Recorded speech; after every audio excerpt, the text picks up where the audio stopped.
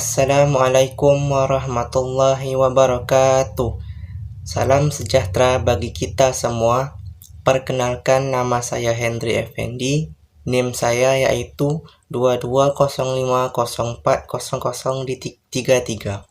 Nah, di sini saya akan menjelaskan salah satu pembidangan hukum publik yaitu hukum pidana guna memenuhi salah satu tugas konten video mata kuliah pengantar hukum Indonesia.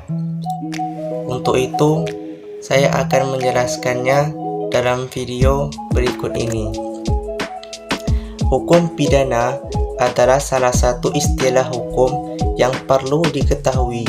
Hukum ini berkaitan dengan sanksi berupa pidana bagi para pelanggarnya. Dalam buku pengantar ilmu hukum Indonesia oleh Herlina Manulang dijelaskan lengkap soal serba-serbi hukum pidana yang berlaku di Indonesia. Hukum pidana adalah hukum yang mengatur tentang pelanggaran dan kejahatan terhadap kepentingan umum. Pelanggaran dan kejahatan tersebut diancam dengan hukuman yang merupakan penderitaan atau siksaan bagi yang bersangkutan.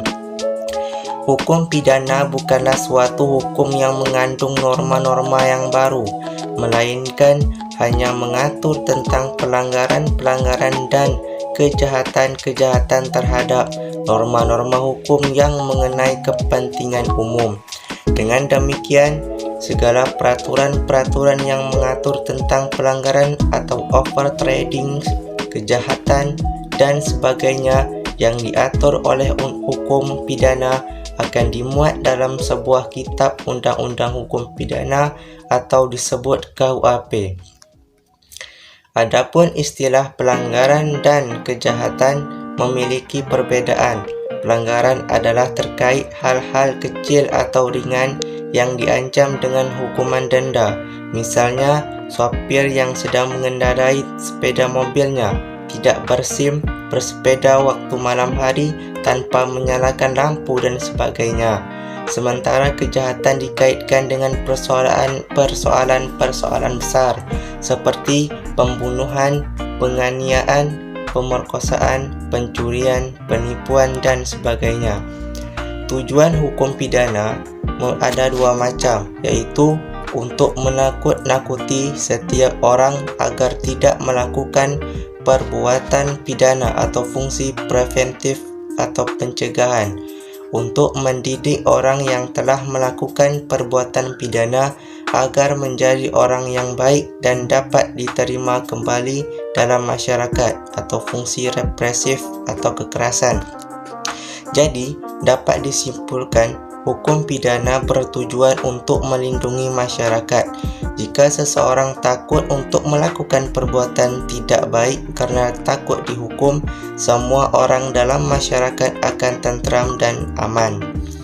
Dalam buku pengantar ilmu hukum oleh Tami Rusli, hukum pidana dibagi menjadi dua, yaitu hukum pidana material dan hukum pidana formil. Hukum pidana material yaitu memuat aturan-aturan yang menetapkan dan merumuskan perbuatan-perbuatan yang dapat dipidana atau aturan-aturan yang memuat syarat-syarat untuk dapat menjatuhkan pidana dan ketentuan mengenai pidana.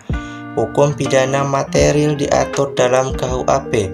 Hukum pidana formil yaitu mengatur bagaimana negara dengan perantaraan alat perlengkapan melaksanakan haknya untuk mengenakan pidana.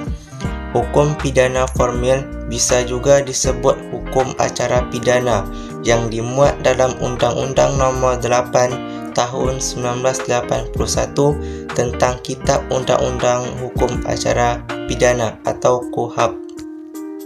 Hukum pidana juga dapat dibagi lagi menjadi hukum pidana umum dan hukum pidana khusus.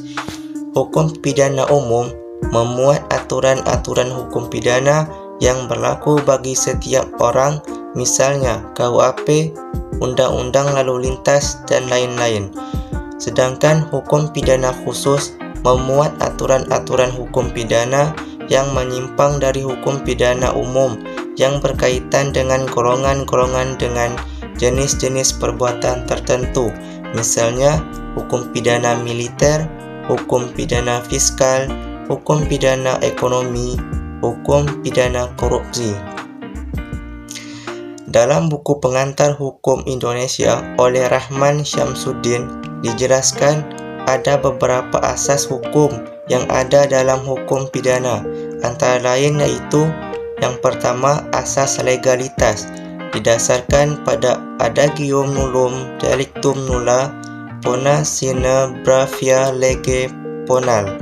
Asas ini tercantum dalam pasal 1 ayat 1 KUHP yang artinya tiada suatu perbuatan yang dapat dipidana kecuali atas kekuatan aturan pidana dalam perundang-undangan yang telah ada sebelum perbuatan dilakukan. Asas yang kedua yaitu asas teritorialitas atau wilayah, asas yang memberlakukan KUHP bagi semua orang yang melakukan perbuatan pidana di wilayah Indonesia dalam pasal 2 dan 3 KUHP.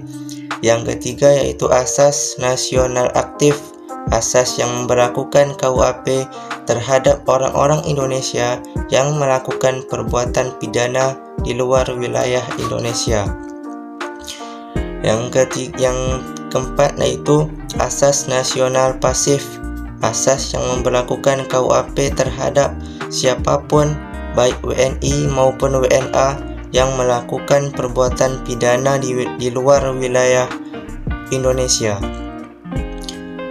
Yang selanjutnya yaitu asas universalitas, asas yang memberlakukan KUHP terhadap perbuatan pidana yang terjadi di luar wilayah Indonesia yang bertujuan untuk merugikan kepentingan internasional. Asas tidak ada hukuman tanpa kesalahan. Asas bahwa apabila ada perubahan dalam perundang-undangan sesudah peristiwa itu terjadi, maka dipakai ketentuan yang paling menguntungkan bagi si tersangka.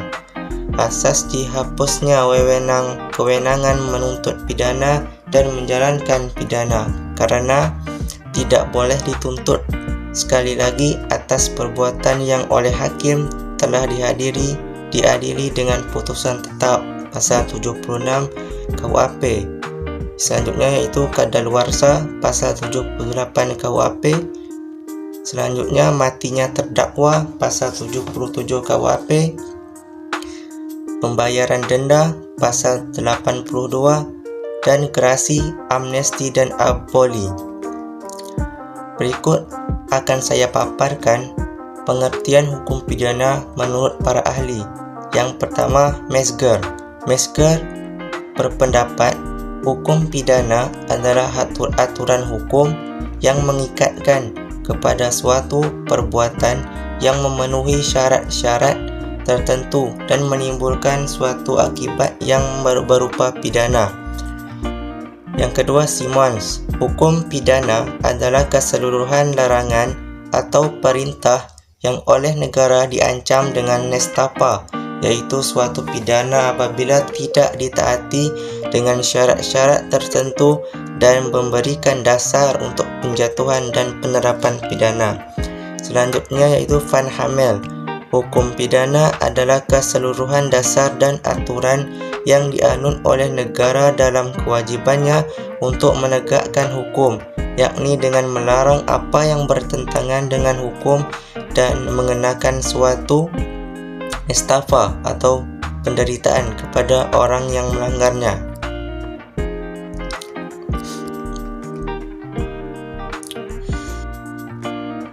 Jadi, dapat disimpulkan bahwa hukum pidana adalah kumpulan peraturan yang mengatur perbuatan baik menyerukan perbuat atau melakukan sesuatu maupun melanggar perbuatan atau melakukan sesuatu yang diatur di dalam undang-undang dan peraturan daerah yang diancam dengan sanksi pidana. Baiklah, mungkin itu yang dapat saya sampaikan mengenai pengertian hukum pembidangan hukum publik, yaitu hukum pidana. Jika dalam video ini terdapat kekurangan penjelasan ataupun minimnya materi yang saya sampaikan, saya mohon maaf karena terbatasnya wawasan dan kajian pustaka, sehingga saya belum mampu mencari materi tentang pembidangan hukum publik dengan banyak. Akhir kata, saya ucapkan Assalamualaikum warahmatullahi wabarakatuh.